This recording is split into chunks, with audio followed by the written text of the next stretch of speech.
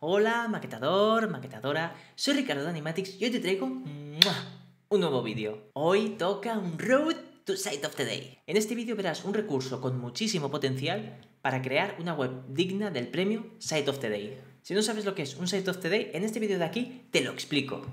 Fíjate en la deformación que hay en las imágenes de este slider.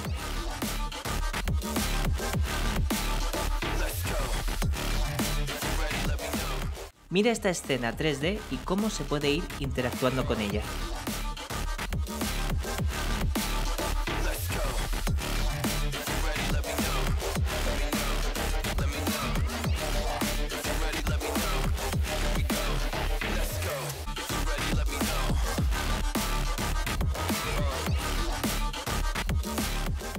Mira esta escena 3D y cómo el scroll y el teclado influyen en ella.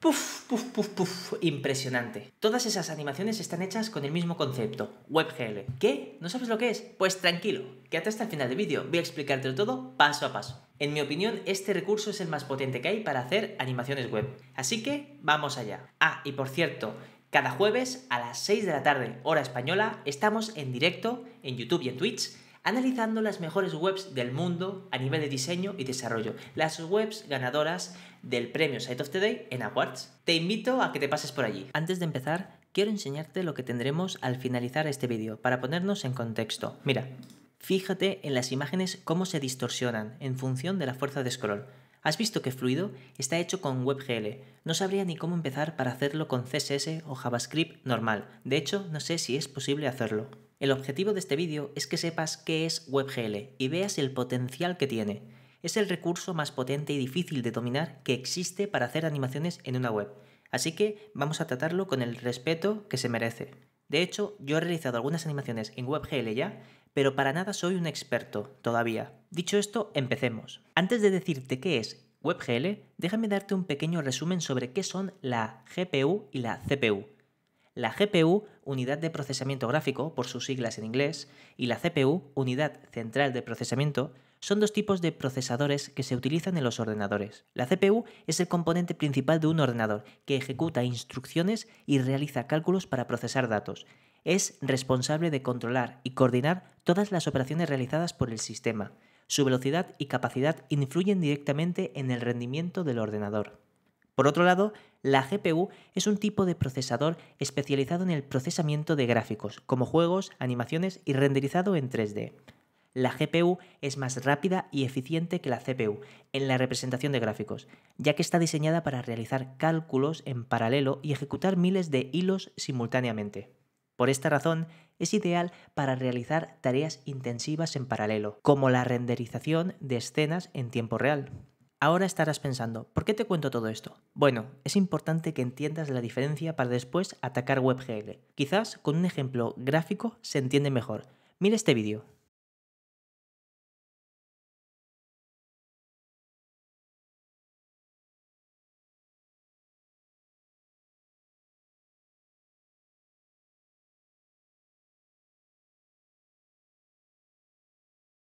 Mira, vuelve a verlo a cámara lenta. Te dejaré el link a este vídeo en la descripción. Como puedes ver, la diferencia es abismal. Con la GPU se renderiza toda una escena muchísimo más rápido.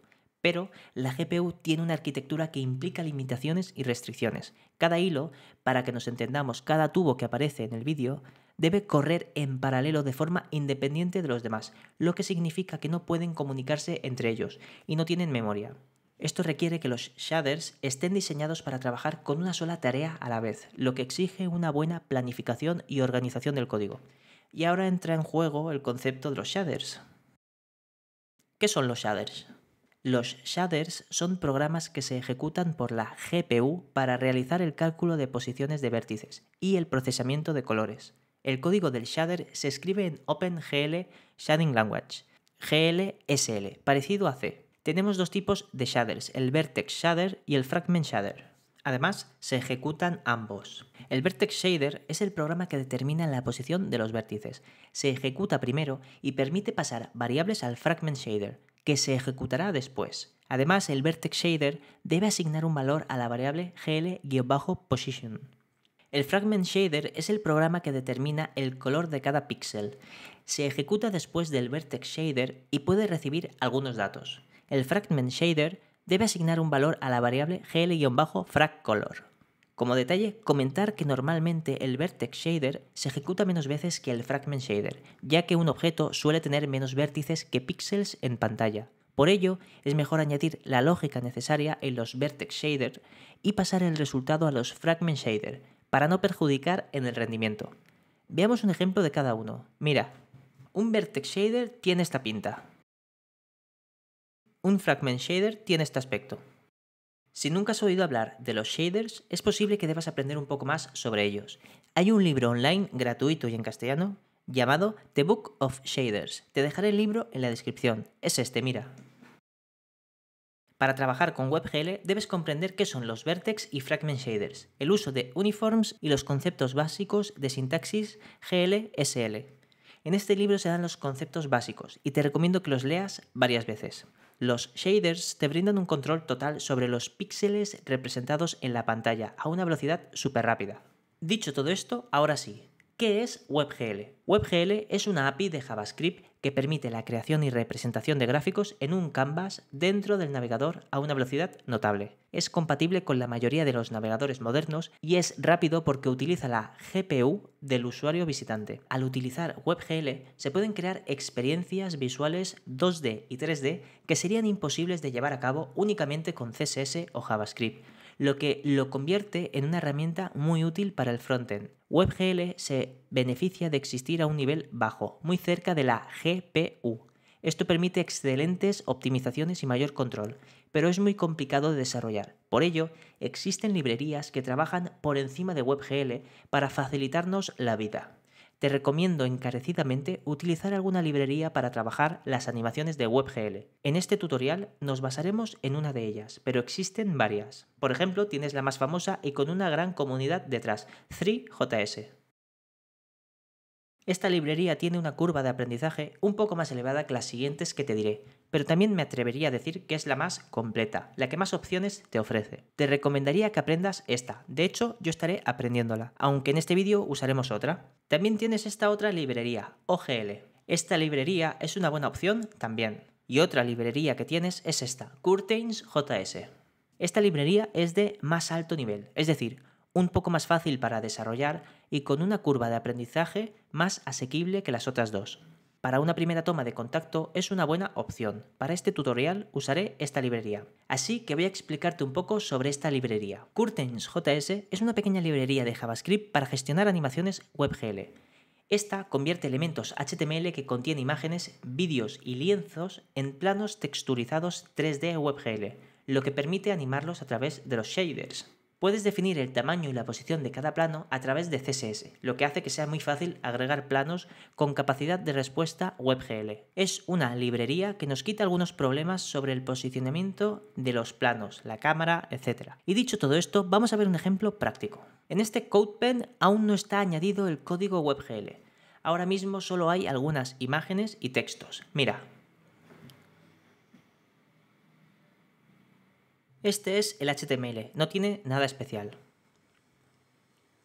El CSS tampoco tiene nada especial, solo los estilos propios a estos componentes. Y el JavaScript, de momento, está vacío. Este es el punto inicial. Ahora vamos a ir añadiendo lo necesario para aplicar un efecto WebGL interesante con Curtains.js. Lo primero es añadir un nodo canvas al HTML. Quedaría así.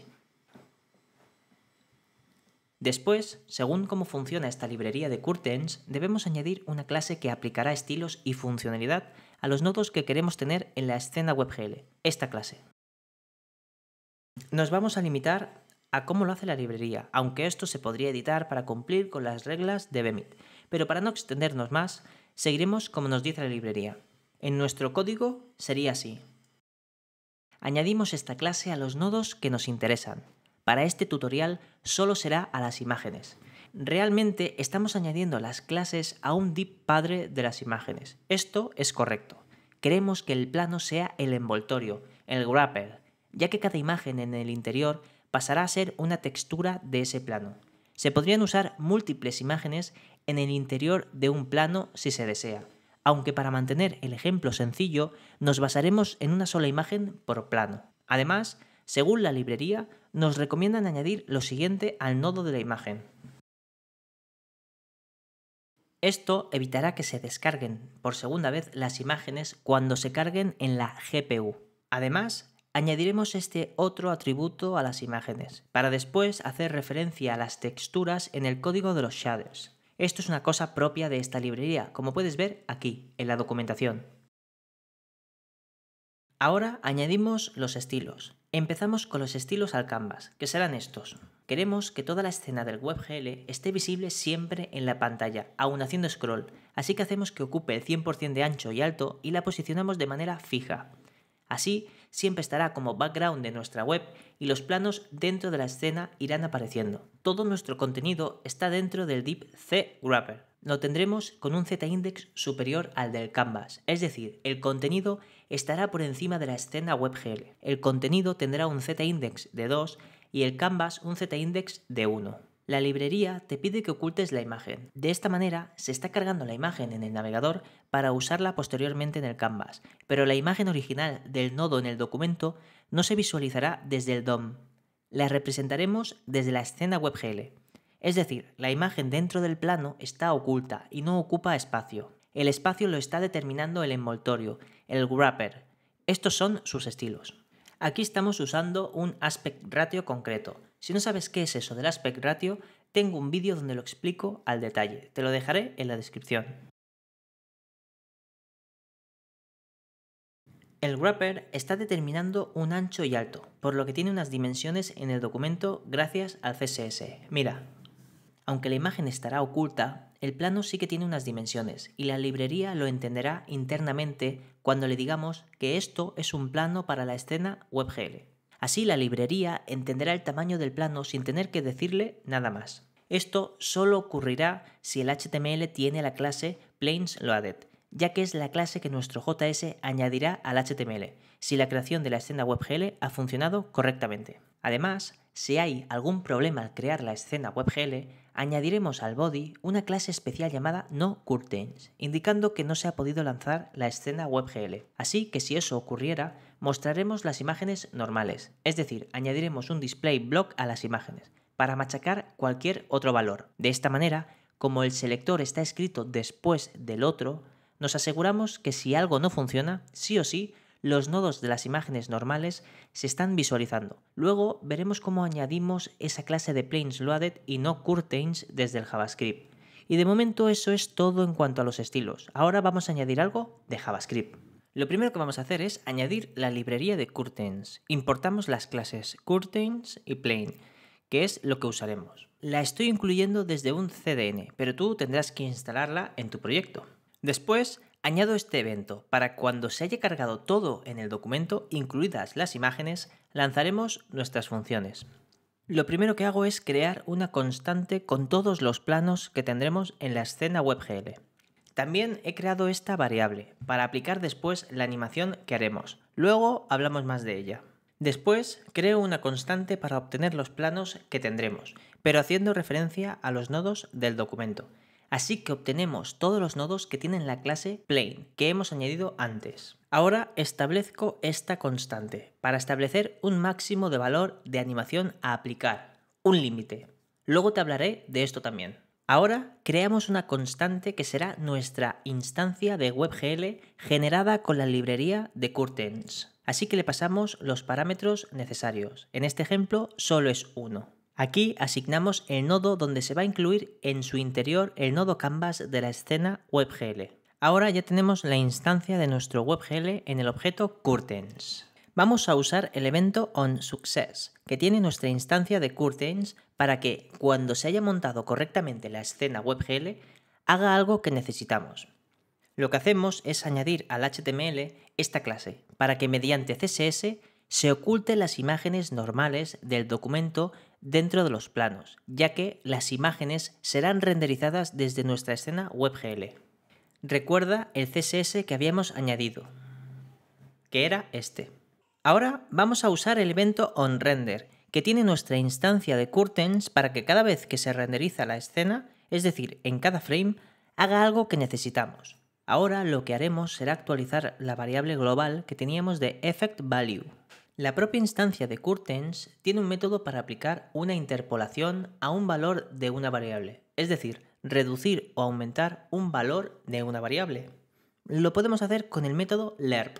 Este método acepta 3 parámetros: el valor de inicio, el valor final y la cantidad de cambio a aplicar. Como inicio ponemos nuestra variable valueEffect, sea el valor que sea. Como segundo parámetro asignamos 0, porque es el valor final deseado. Queremos que el valor resultante tienda a 0.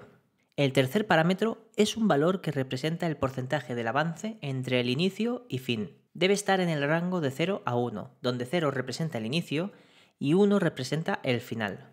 Dicho esto, una vez se ha realizado el cálculo con el método lerp, actualizamos con el resultado de nuestra variable global valueEffect. De esta manera, en el siguiente frame partirá del nuevo valor y lo volverá a modificar hasta llegar a 0. Pero esto no tiene gracia aún, porque el valor de la animación simplemente tenderá a 0 y cuando llegue se quedará siempre en 0.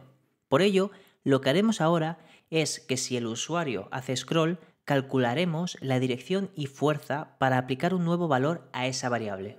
Curtains nos proporciona también el evento onScroll, para que cada vez que se aplica un scroll al documento nativo, se lance el código que deseemos. Así que añadimos ese método de esta manera. Y además añado lo siguiente. Mira, te explico qué hago aquí. Lo primero, cuando hacemos scroll en el navegador, obtendremos los valores actuales de scroll con el método de curtains getScrollDeltas. Esto nos devuelve un objeto con 2 parámetros, x e y. Ambos tienen el valor pertinente de scroll actual para cada eje. A nosotros nos interesa el valor y, que hace referencia al scroll en el eje y, el eje vertical de la web. Aquí invertimos el valor obtenido del eje y, para que el efecto vaya al contrario a la dirección que hacemos scroll. Añadimos una comprobación para limitar nuestra variable delta_i entre los límites que nos interesa. En este caso, si el valor delta_i es mayor que nuestra variable límite, lo limitamos a ese valor. Por el contrario, si el valor delta_i es menor que el valor negativo de nuestro límite, también asignamos ese valor límite a delta_i. Esto es así para limitar nuestro valor en ambas direcciones de scroll. En nuestro caso, estamos trabajando con el valor de 20 en la variable. Eso quiere decir que delta_i la vamos a contener entre los valores menos 20 y 20, siempre.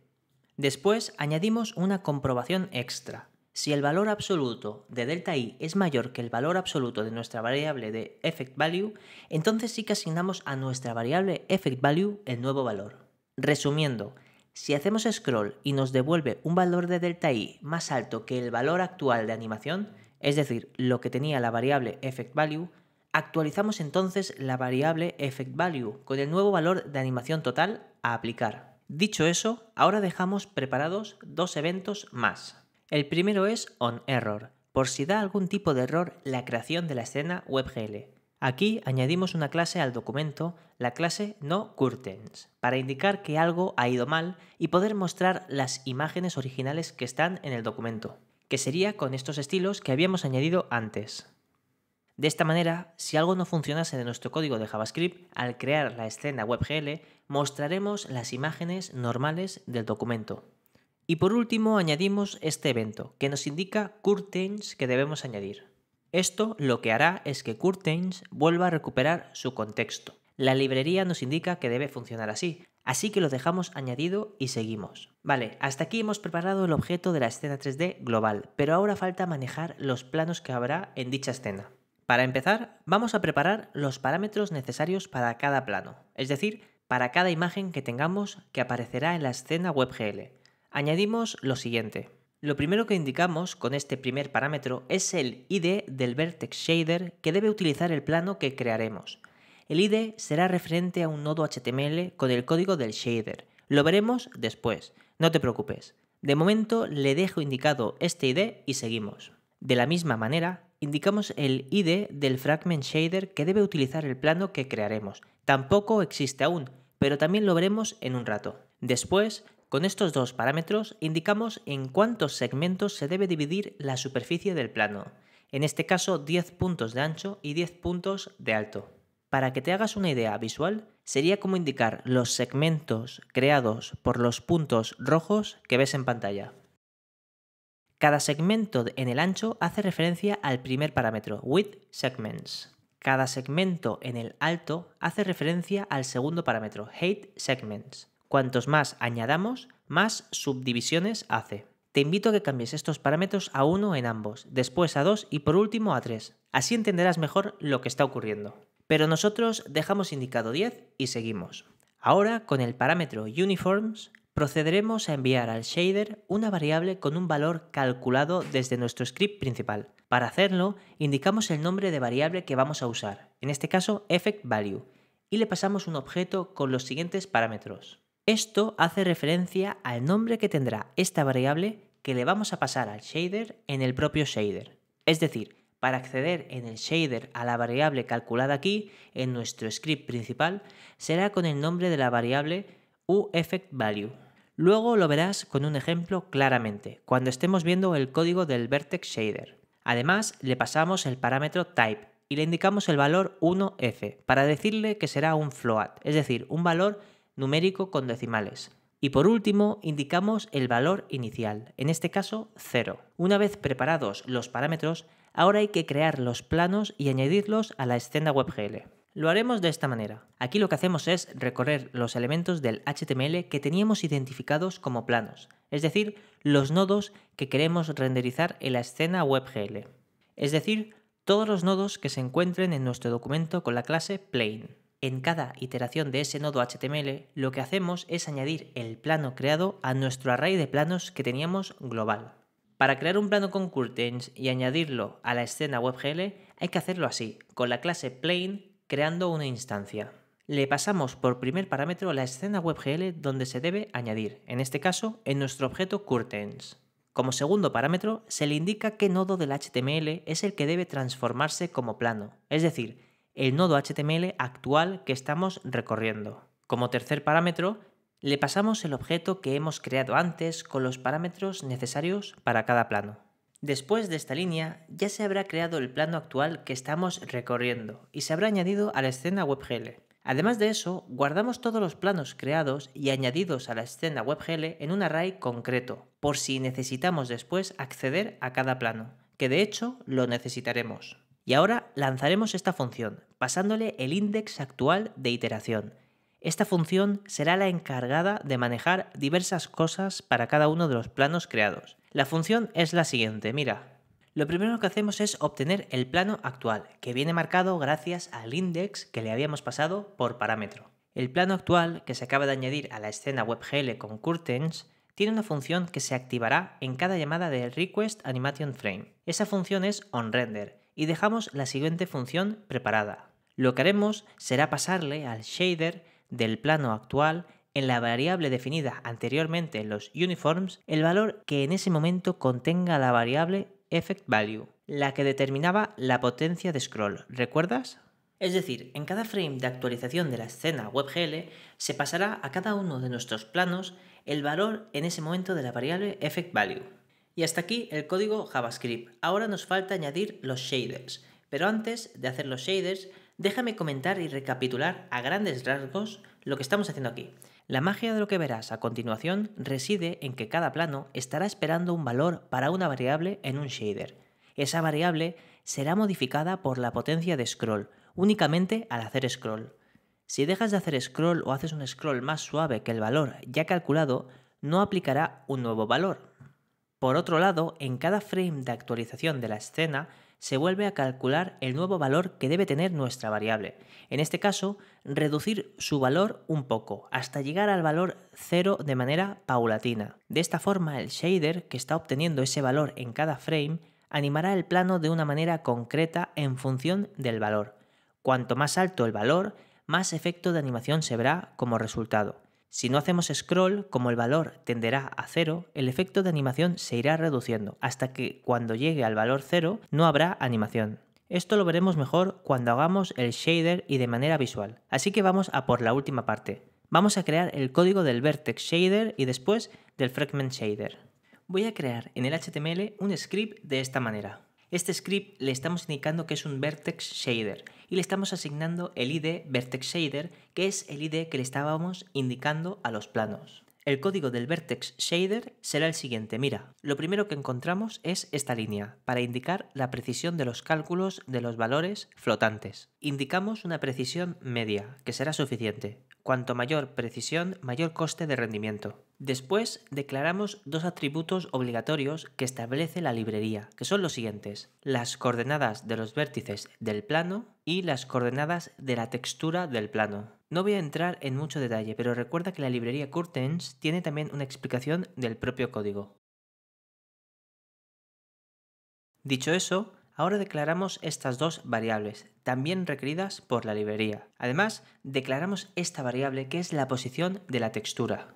También nos la proporciona Curtains. Luego declaramos estas dos variables, que ahora las usaremos y será para pasarlas al Fragment Shader. Y por último llamamos a la variable UEffectValue, que estábamos pasando al shader desde nuestro código JavaScript. Ahora declaramos la función main, que será la que se ejecute en el shader. Guardamos el valor original del atributo aVertexPosition, es decir, las coordenadas del plano, en esta otra variable. Aquí encontramos un cálculo. Vamos a dejar esta línea para más adelante. Sigamos. Después encontramos esta línea. No quiero enrollarme tampoco demasiado aquí. Esto es típico de los shaders. Encontrarás explicaciones amplias sobre ello, pero te lo resumo.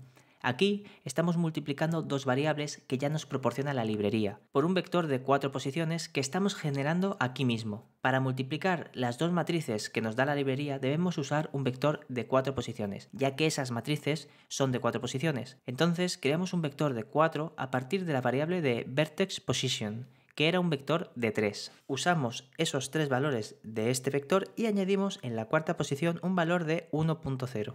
Ahora ya podemos multiplicar todo: la matriz de proyección, la matriz de vista y modelo y nuestro vector del plano. De esta forma se representará el plano donde toca, con la perspectiva correcta. Te dejaré más información sobre esto en la descripción. Además, ese cálculo se guarda en la variable reservada gl-position.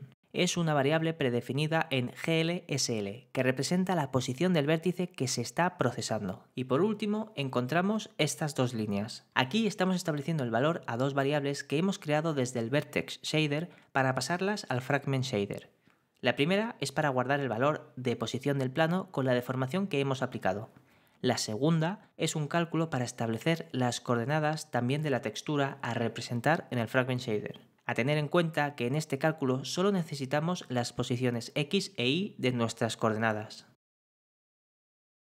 Estas dos líneas nos la indica la librería de añadirlas. Si quieres más información te dejaré este link en la descripción. Y ya tendríamos el Vertex Shader escrito. Vale, vamos a abordar el cálculo que te había dicho antes, esta línea. Aquí lo que hacemos es modificar de ese vector de 3 dimensiones su valor en el eje Y. Lo que haremos es deformar los vértices, es decir, la posición del plano del eje Y en función de este cálculo. No quiero ser muy denso en esta parte, así que intentaré resumirlo lo mejor posible. Esta primera parte se encarga de asignar al valor de Vertex Position en el eje Y la suma del valor original más todo el cálculo que tenemos aquí.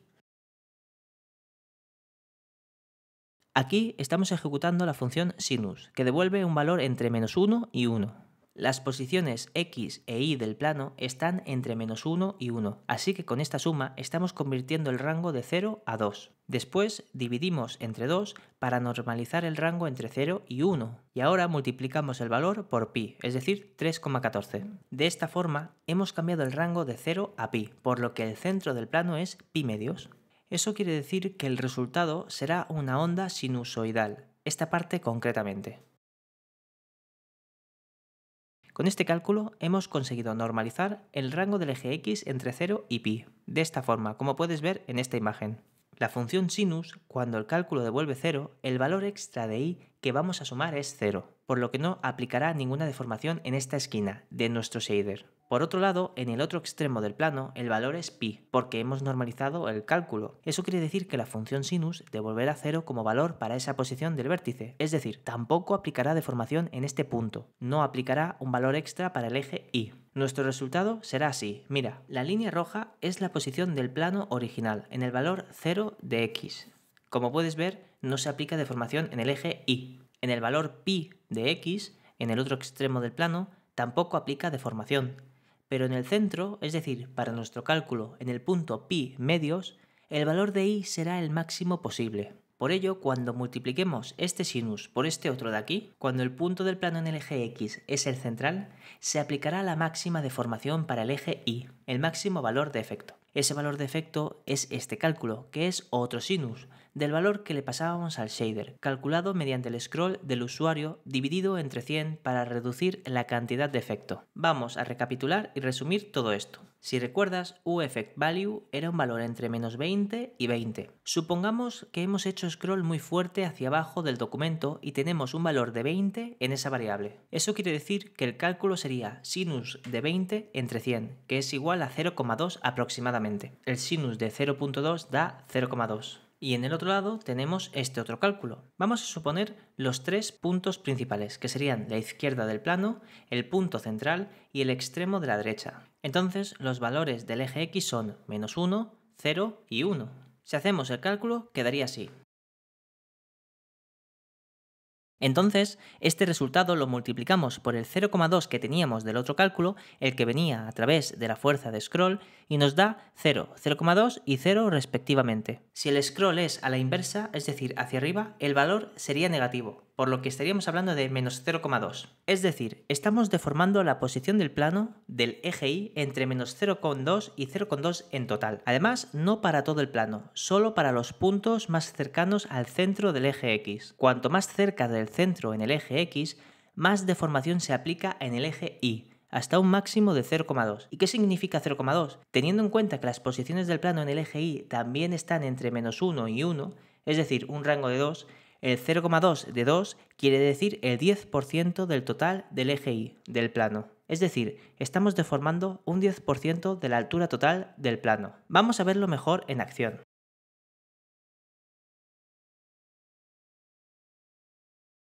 Genial, ya hace la deformación correctamente. Si te fijas, el plano de arriba se deforma más cantidad que el de abajo. Esto es por lo que te he dicho, el plano de arriba es más alto, por lo que el 10% es más valor que el 10% de alto del plano inferior. Por eso, no encaja la deformación. No es la misma curva la que se aplica a los dos planos. Mira, en esta imagen se puede apreciar mejor.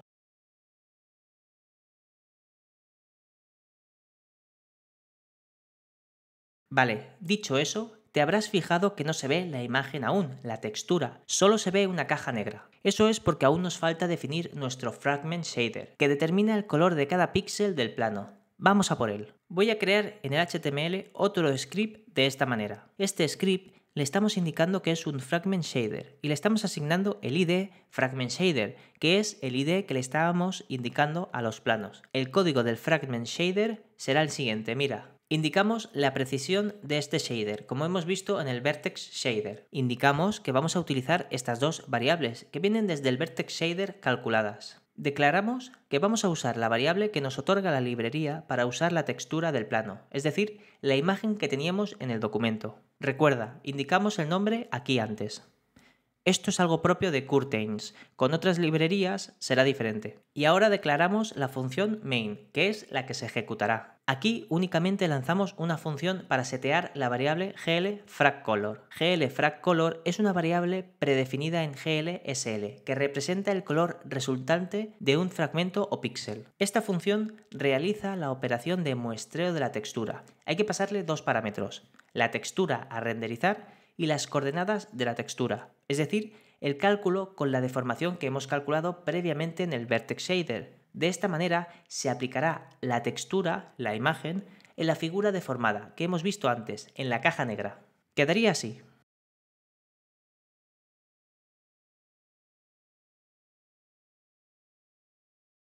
Y ya lo tenemos. Ha quedado muy guapo. Vamos a verlo en móvil.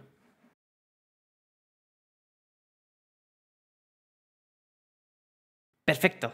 Mira, te dejo aquí aplicado otro efecto diferente a partir de otro cálculo.